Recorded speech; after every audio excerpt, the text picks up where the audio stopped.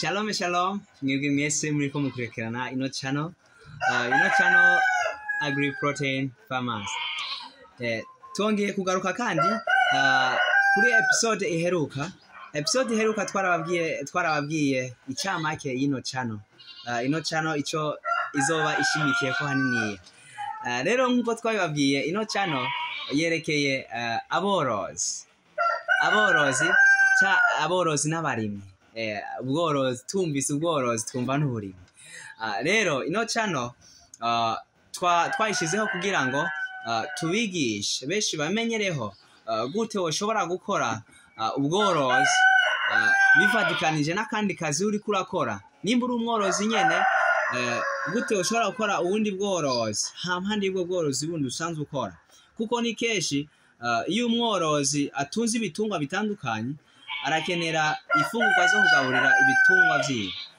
Twovuga nk'akarorero umuntu atunze inkoko, umuntu atunze amafi, umuntu atunze ingurube, uwo onye arakenera ibifungurwa byo kugaburira ayo matungo yiwe yandi.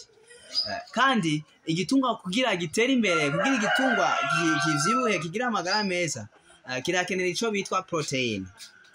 Kirakenera proteine hamwe kigira amagara meza.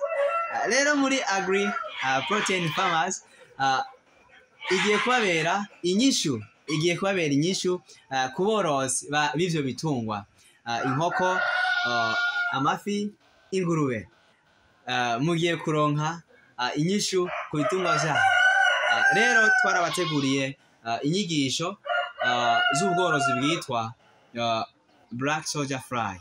Ni ubworozi bushasha hano mu gihugu cyacu Burundi tutari tumenyereye. Ni ubworozi bw'amasazi, amasazi yirabura, amasazi y'umukara. Ayo masazi atanga proteine guhera ku bice 50 kuduga.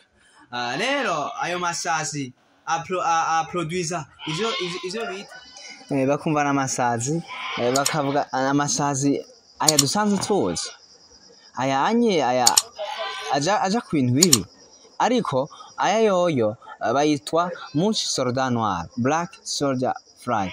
Aya al environment, aya nta mwanda ateza na gato, nta mwanda ateza. Rero tugiye kwigira hamwe ibintu vyinshi, tuzorabira hamwe ibintu vyinshi vyerekeye ano masazi ya Black Soldier Fly. Rero tuzokwiga ati gute noshobora gutangura projet ya Black Soldier Fly, gute noshobora kwitangura. Rero tugiye kubibereka vuba cyane muri no projet yacu. Kandi ikintu dusaba, turifuza yuko umumwe wese azoba yarakurikiranye ino channel yacu azoshobora gutangura gutunga Black Soldier Fly.